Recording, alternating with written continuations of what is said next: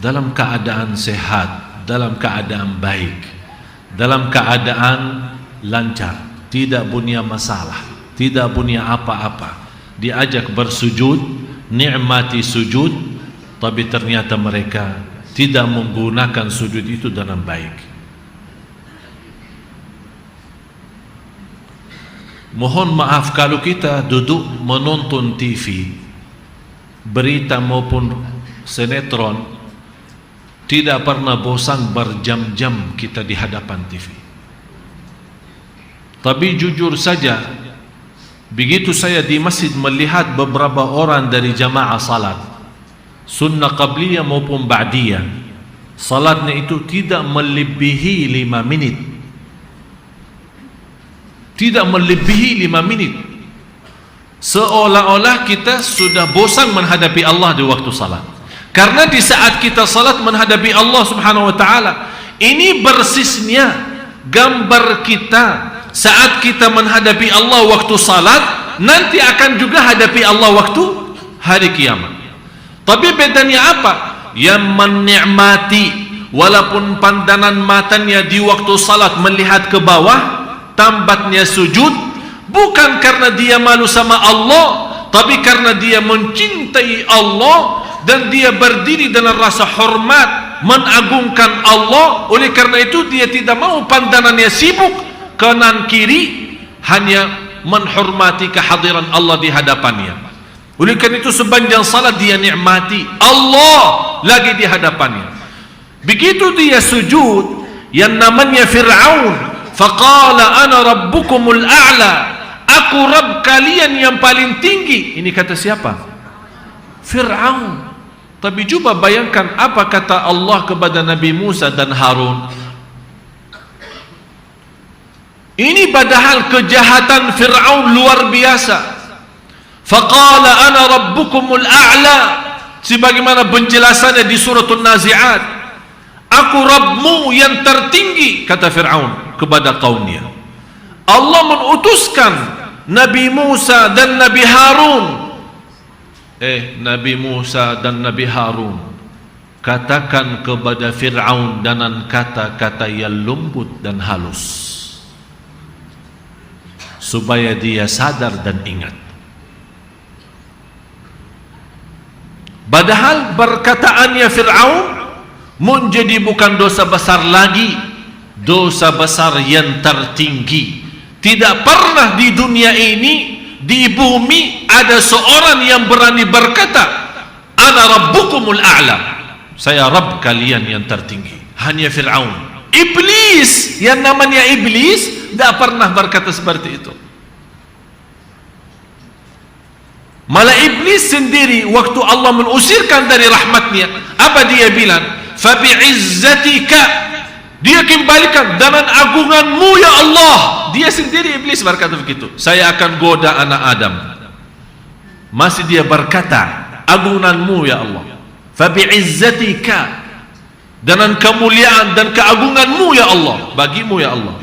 Tapi Fir'aun, ana rabbukumul a'la. Tapi coba lihat kebesaran sayangnya Allah, mengutuskan Nabi Musa dan Harun, katakan faqula lahu qawlan layyinan la'allahu yatadhakkaru aw yakhsha, berkatalah dengan kata yang lembut, barangkali Allah dengan kelembutan kata Nabi Musa dan dakwahnya, Allah buka hati Fir'aun itu.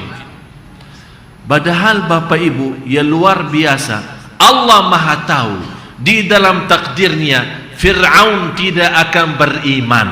Tapi kenapa Allah menyuruh Nabi Musa dan Harun membalas kata rabbukumul a'la dengan kata yang lembut? Ini menjadi pelajaran bagi kita. Apalagi Allah bagi orang muslim, bagi orang mukmin yang selalu dalam sujud, dia berkata subhana rabbiyal a'la, bukan sebagaimana kata Fir'aun ana rabbukumul a'la. Malah terbalik, kita membesarkan maha suci engkau ya Allah yang maha tinggi. Oleh karena itu tidak ada nikmat dalam sebuah ibadah sebagaimana lezatnya sujud. Orang yang tidak bisa merasakan lezatnya sujud, wallahi dia bodoh, belum tahu apa hakikatnya ibadah, apa hakikatnya salat. Sungguh lezatnya sujud menjadi salah satu kenikmatan dan rahasia, karena Allah memberikan muka yang mulia, tapi kita rindahkan wajah kita karena Allah. Dan di dalam sujud kita sebutkan, Maha suci Engkau ya Allah yang maha tinggi, Subhana Rabbiyal A'la. Kalau Allah maha lembut terhadap Fir'aun yang berkata Ana Rabbukumul A'la, kira-kira Allah bagi siapa yang selalu Subhana Rabbiyal A'la? Oleh karena itu, salah satu jalan keluar dari semua kesulitan kesusahan di dunia ini maupun nanti di hari kiamat, sebagaimana ayat tadi surat Ali Imran ayat 30, supaya persoalan kita tidak terbongkar di hadapan Allah. Bapak Ibu, saya nasihati, nikmati sujud di dunia ini, nikmati sujud supaya kita bisa sujud di hadapan Allah hari kiamat. Kalau bisa nangis setiap sujudnya, jangan berhenti. Sebagaimana kata seorang wanita di zaman Nabi Musa, waktu Nabi Musa menceritakan ada ummah yang akan datang umurnya di antara 60 dan 70. Apa jawabannya seorang ibu itu? Saya akan habiskan 60-70 umurku itu untuk hanya bersujud karena Allah. 60 dia mau habiskan dalam sujud.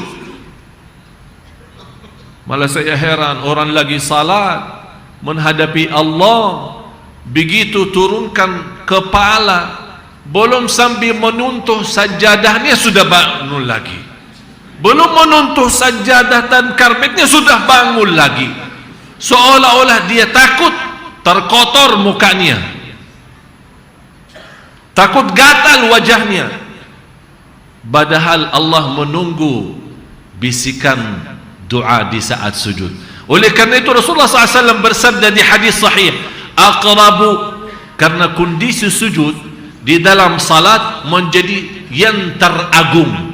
Jadi yang teragung di antara berdiri, ruku', duduk, tahiyat, di antara dalam salat yang teragung, yang termulia adalah sujud. Oleh karena itu kata Rasulullah SAW, karena sujud itu agung, kesempatan kita menjadi posisi terdekat kepada Allah. Kata Rasulullah, man isi banyak doa. Kenapa isi banyak doa hanya di sujud? Tidak boleh sujud apa doa dalam rukuk. Tidak boleh doa dalam rukuk. Kenapa di dalam sujud? Karena kita sudah bersedia merindahkan wajah kita yang mulia, yang menjadi pandangan yang dilihat oleh miliaran manusia di mana saja kita berada, dan selalu kita jaga kebersihannya. Kita ikhlas dan bersedia merindahkan, menghinakan karena Allah Subhanahu wa ta'ala, dan menaruh, bisa jadi tempat sujud kita belum tentu tempat bersih, belum tentu sajadahnya wangi, bisa jadi di basir, bisa jadi di tangga, bisa jadi di atas aspal, bisa jadi di atas lantai, belum tentu bersih, belum tentu bisa tahan panasnya, belum tentu bisa tahan kalau ada bau-bau yang tidak enak. Tapi kita merasa semua ini tidak ada arti karena kita sudah ikhlas dari awalnya bersujud lillah, dan saya mau nikmati lezat sujud itu. Oleh karena itu diberikan kesempatan, kalau sudah mulai menikmati rasa sujud karena Allah, berbanyaklah doa, karena doa di dalam sujud Anda dalam kesempatan terdekat kepada Allah, berdoalah di situ. Doa di antara doa itu, ya Allah, persoalan saya yang Engkau tahu, yang sudah saya sembunyikan dari mata-mata manusia, tapi Engkau hanya yang maha melihat. Ya Allah, maafkan, jangan sampai persoalan itu terbongkar nanti di hari kemudian. Minta Allah menutupi ini dalam sujud, supaya kita tidak mengangkat kepala dari sujud. Oleh karena itu hikmahnya 2 kali sujud, Begitu kita belum puas, begitu kita sudah mulai muncul rasa lezatnya sujud, Allah kasih kesempatan. Jangan takut, masih mau nikmat ya? Sujud lagi. Subhanallah. Tertumpah semua masalah dan semua kotoran, semua soalan dalam sujud. Oleh karena itu, bahagia seorang yang begitu angkat kepala dari sujud yang kedua, malah mukanya sudah mulai bersinar. Coba lihat rakaat yang kedua bagaimana. Sungguh nikmat. Kalau dibayarkan dunia dan segala isinya, dia tidak mau balas salatnya itu, tidak mau lepas, karena dia sudah nikmat. Ini baru rakaat pertama.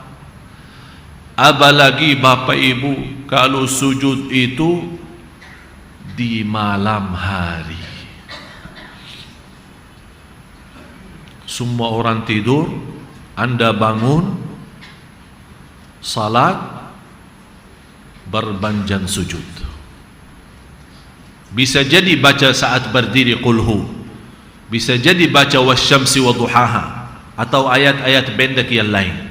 Tapi saya mohon, kalau Anda sudah di dalam sujud, jangan kuburu, karena Anda lagi dalam terdekat kepada Allah.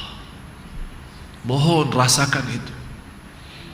Kalau kita dalam kesempatan menghadapi seorang mulia, kita memanfaatkan setitik-titiknya supaya kita bisa ambil apa-apa segala hajat kita. Ini Allah yang maha segala-galanya. Apalagi di malam hari, orang tinggalkan enaknya tidur, dia mau nikmati sujud. Seolah dia memberikan tahu kepada Allah, ya Allah, terima kasih atas nikmat tidur itu, tapi bagi saya lebih nikmat adalah sujud kepadamu. Kita tunjukkan itu. Sungguh jamaah sekalian, yang istiqamah sujud malam hari luar biasa.